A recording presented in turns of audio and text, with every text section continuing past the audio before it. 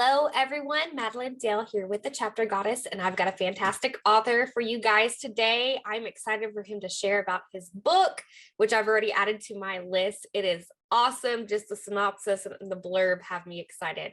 So I'm going to let him introduce himself this way and tell us a little bit about himself and his book. So go ahead and take it away. And thanks for having me. It's good to be here.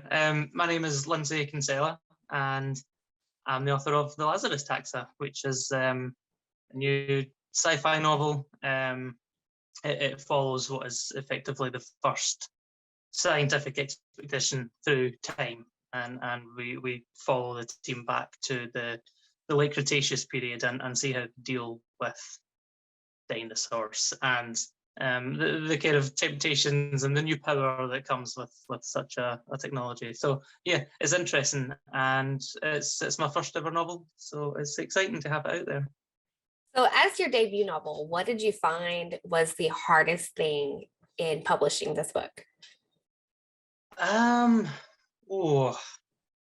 Honestly, I actually think the hardest thing has been marketing. I think it's been post-publishing. It's been the hardest thing. I think the likes of, I published in the first instance on Amazon, and I mean, I'm not particularly tech savvy, and even I found it relatively easy to do. So that side of things was a lot easier than I thought. Writing the book itself, it took a long time. There was a lot of research, there was a lot of backdating, but it came.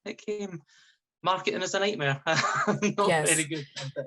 I agree with you on the marketing aspect. That is like my least favorite thing about being an author is the marketing. It's time consuming and it gives you a headache, especially trying to figure out new stuff. And there's constantly, like with social media marketing, you have to keep up with it. It's just a lot. So the idea, I find some of it quite kind of enjoyable on that stage. It's quite daunting for a new author. It's such a huge marketplace, and then you realize how many other books there are out there that are all trying to do the same. But yeah, I'm getting there. yes, you will. It's just keep plugging away. That's my advice on the marketing thing, because it does not get easier, but you kind of can start getting a handle on things, if that makes sense. But the idea for using dinosaurs for this novel and going back to the the Cretaceous period, where did that idea come from? That's actually what I started with. That was the starting basis. I decided that effectively that's always been a kind of passion of mine, as I've always been interested in paleontology and natural history. And I think for me, I've always found that there's quite a lack of diversity in how that subject material is portrayed in popular media. We have one big franchise. I don't think I even need to name it. And then everyone else just kind of copies that. I wanted to add a new perspective to it and show that, there is partly that it's more kind of scientifically up to date, but also just that it's something different. It's not all just the same dinosaurs and the same behaviors, and they're not just kind of Hollywood monsters. So I wanted to kind of impart a slightly more grown-up perspective on them, and then really I built the story on top of that. So yeah, that was something I think I wanted to do for a long time. That is awesome. So the research into this, I'm really curious. Did you get to go, did you go out and go to museums and stuff to study on any types of species of dinosaurs or anything? Or did you do it all online? How did you go about that process? Sorry, I'm super excited about this topic. So yeah, good. Me too. That's what I like talking about the most. It's funny. I get asked quite a lot about research, and I think for a sci-fi novel, that's normal. People ask when you research. But the truth is, because it's been such a kind of a hobby of mine. I mean, really, I started researching this book about maybe 20 years before I even realized I was going to write it. So yeah, I haven't went out and about to kind of digs or fossil sites or anything. I would love to. That would be great. but certainly museums are a great place to go. The internet's great. There have been a few kind of paleontologists who have offered some insights into things, not on any sort of official basis. It tends to be, I'll send them a wee message here and there and be like, does this sound silly? Or does this sound reasonable? But yeah, I had a really solid foundation of knowledge to build on. And so the research, once I started writing the book, was actually really quite easy. I just had to check some details, but I already knew vast majority of what was going to be in the book. So tell me about your main character for this novel. So there's quite a large cast of what I would describe as main characters, but I'd say our main protagonist is a man called Sid. He's a field mechanic. He's the kind of the grease monkey that goes along on scientific expeditions. He's relatively young but quite experienced at the same time. But crucially, he's quite brash. He's very ambitious, and not always in a good way. And I think a lot of his character arc involves him kind of coming to terms with the self-doubt that feeds those behaviours. So he's got quite an interesting growth throughout the book, but certainly, like most of the characters in the book, he's very flawed. And it's a difficult balance when writing a character that way, when you have to make them, you have to give them qualities that are fundamentally unlikable, but you also have to make the reader like them. So yeah, it was interesting to write those kind of characters. Awesome. So you said it was Set, right? I want to make sure I'm pronouncing it correctly. Set? Sid. S-I-D. Ah, okay. See, I'm totally bad at pronouncing names. You said he's the accent. That's on you. You said he's one of the main characters. What other characters have you pulled into this story? So we have, I'd say there are 4 kind of primary characters, and that's our field team that we follow back in time. And they're all quite different characters. So we have, I think one of my favourite characters is Diane. She's the one who probably relate to the most. So she's a paleontologist, but she's also a bit of an animal rights fanatic. She's probably the only character in the book who you could genuinely describe as being a good person. She's got this kind of bubbly, excitable personality. She's just, and I kind of imagined that as a paleontologist, who is now 6 to 8 million years in the past, you would be. And then that's contrasted by some other characters. We have the likes of Catherine, who's there for safety purposes, and she's very afraid of the location she's in. She's terrified of the situation that she now finds herself in. And then we have Alexei, who's a sort of kind of brash military type, and I think in a lot of ways him and Sid are similar, but they're not the kind of personalities who get on well with others who are the same. So there's a lot of clash there, but I think that creates growth for them both. So yeah, that's our kind of core main character group. I like that because it kind of sets up for drama to take place with the group, because it's a group of like mismatched people, and that's going to add more to the story as well. Creating all of these characters, how did you get into the mindset for each of them? Did you have to kind of pause and take a break as you were writing each character to kind of like visualize them, or how did that work? I found I took that to kind of an extreme. Actually, I would start a new draft almost with the mindset of a single character, and just go through the book with only one character in mind, and think, is this how they would behave? Is this how they would react? And then I would do that in its entirety for each of the main characters anyway. So that was quite a kind of in-depth process, and I found I did have to get into certain mindsets for certain characters. but yeah, I think the personalities of most of them are based, at least in part, on people that I either know or that I know of.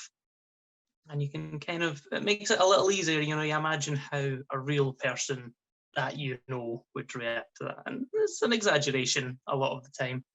But yeah, I wanted to make sure that even secondary characters had some depth and had an arc and a story behind them, and they weren't just there as plot devices. Nice. So with writing this book, what did your writing process look like? Did you have a set schedule that you stuck to? Like, I'm going to get this many words down a day, or did you kind of let it happen when the creativity struck you? I found that I was kind of forced into a position of I wrote when I had time to, which wasn't necessarily very often. So yeah, but what I do, I've always kind of writing notes on my phone, and anytime I have a kind of moment of creativity, I'll quickly write it down. And I found that by the end of the day, when it was late at night and everything else was finished and I had some time to sit down and write, I could just kind of pull up all my notes that had come up for that day. So yeah, quite an ad hoc process. There was never a clear plan, and there still isn't. I mean, I'm 2 years into writing now, and yeah, I still don't have a schedule. I wish I did. It would be nice. Some don't really have a schedule. Like I try to have a schedule, but life likes to throw me curveballs. So it's kind of whenever I get a chance, I do little writing sprints. And then having kids too, like that adds another like loop to hop through with trying to find time to write, because they keep you on your toes and keep you busy, which I noticed in the picture before we started, you've got kids too. I do. I have two, and I have a third on the way in August. Oh, congratulations. That's exciting. Thank you. How do they influence your writing? Do they have a part in what goes into your books? Do they influence your thoughts with that? A little, not quite so much with the current book. The current book's quite kind of grown up. It's quite kind of dark and quite gritty. But certainly, I mean, the book that I'm writing at the moment, the next one, that was quite heavily influenced by them, mostly because I found myself, I had this book and I was like, it would be really nice if my kids could read this, but it will probably traumatize them. So I thought I would quite like to write a book that my children could read. Yeah. And then, you end up with young characters. And so, yeah, certainly the work in progress is quite heavily influenced by, both my children. I think the main character is kind of a blend of them both. So, yes, to an extent, they do. That is awesome. I kind of wondered with that because my son is also obsessed with dinosaurs, but I'm like, I don't want you to read anything I'm writing, but I've had an idea for like a more younger generation book. It just hasn't come to fruition, but that's awesome. I had to ask that as a mom, so. Well, I mean, I think when I began writing the book, I think that the intention was that it would be aimed at a younger audience, but it just kind of got out of hand and very quickly got quite gritty and kind of out of necessity in places. It felt unrealistic that it wouldn't be dark in some parts of that story. So yeah, I felt the need to rectify that with the next one. Yeah. So with your writing, I like to ask authors how they take care of themselves, like with self-care, to keep your mind healthy, your body healthy, kind of like moving forward with your creativity. Do you have a self-care habit or routine that you follow, or like something you do that helps you to be the best version of yourself, to take care of the things you need to take care of? That's hard to say. I think in some ways the writing actually is that for me. I think what's really important from that sort of mental well-being perspective is to have a sort of creative outlet. Because I certainly find that you have ideas, or you have a need to just create something, and yeah, I don't think it's good to hold all that in. I also have a bit of a I would say passion. If you said obsession, I wouldn't argue with you, for kind of classic cars. So that takes up quite a lot of time as well. I kind of fix up old cars and Yeah, I don't have a lot of free time now. Yeah. Do you have one car in particular that you kind of sticks out in your mind that you've got to work on? Well, I own a little MGB at the moment. It's a little MGB GT. I think that's my favorite car. It's 1980, 42 years old. Mhm. And it's bright yellow and it's fun and I like it. So yeah. Yellow's a good color. It's a happy color. I'm not much of a car person, but my husband is. So I had to ask for his sake because he will love this. So his grandfather was a big car collector. He had the money to do it, of course, but like none of us else have. But he had a whole collection of classic cars, and I saw that in your thing, and that made me think of that. Yeah, that would maybe the writing will fund a car collection one day. Yes, no kidding. Oh man, they're expensive. So with family and everything you've got going on, you're working on your next book. Have you found that it's easier working on that one than the first book so far? I'd say that some aspects are easier. I certainly have a much better process now. So I kind of just I was winging it for the first book, if I'm honest. I started writing, I didn't really have a plan. Yeah. And I think that's why it took me almost 2 years to write the first book, because I kind of started again a couple of times. So certainly I've got a better process now. I've got the storyline figured out before I started, so there's a lot less rework. On the other hand, a lot of my time is spent promoting the book that I've already written, and like we say, life is busy and time is limited. So I'd say it's more difficult to find the time to write now. That's probably the biggest challenge with the second book. Yeah. No, I get that completely because I'm always constantly, I'm like, oh no, I'm going to find time to write, squeeze it in there. But all this other marketing stuff gets put on the back burner to do that. So when you write, do you have a specific drink or like a snack that you kind of munch or drink on? Not especially. I actually find I'm bad for snacking. Except when I'm writing. It's one of the only times when I don't feel the need to be snacking on something. So it's probably good for my cholesterol levels to write as much as possible. Yeah. Good for the waistline as well, I imagine. So no, not really. But yeah, I was partial to some cheese and crackers when it was Christmas time and there was lots sitting around. Yes, those are good. Those are addicting. I'm kind of addicted to the Pringles. I sit and I have to like physically take it away from my desk. So when you write, do you find you're more creative in the morning, the afternoon, or like in the evening to late night? Definitely an evening person, definitely. Mhm. I mean, I think part of that is just that's when I happen to have the time to write. But I think certainly I'm more productive, and I think probably more so for the first book. I found that writing into the early hours of the morning really wasn't out of the norm. That was quite common. Yeah, you get a bit of peace and quiet at that time of night. No one's disturbing you. No one's on the phone. Yeah, You've just got peace to just sit and write. nice. So what is your workspace like when you get to sit down and actually write and work on stuff? Is it a cluttered space? Is it super organized, kind of in between? Um, well, it's hard to say because my workspace changes quite a lot when I'm writing. Sometimes I write at my desk, which tends to be a little cluttered, but quite often I just kind of sit on the couch with my laptop, kind of comfortable, feet up nice.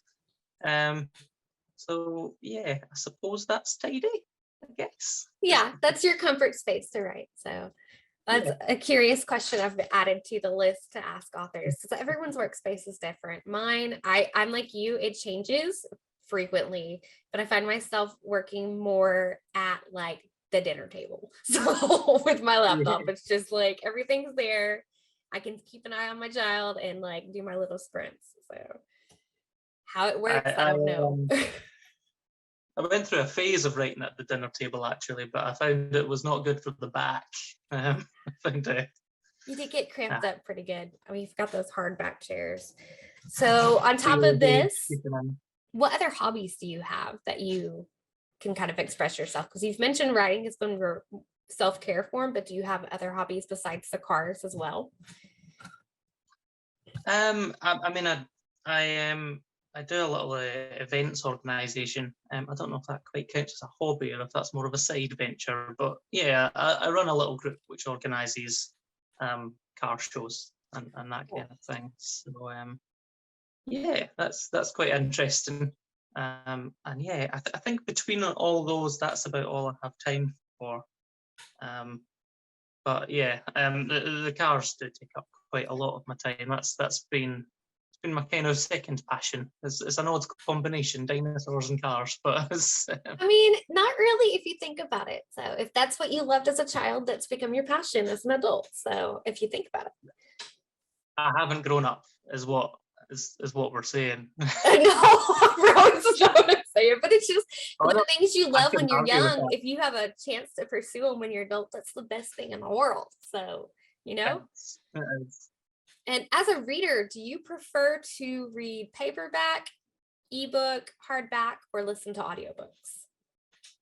I like hardback myself. I like hardback. I wish they weren't so expensive. I think most of my books are paperbacks because I am cheap, but I do love a hardback. There's just it's less convenient to read a hardback, but it's just nice. It feels solid and chunky.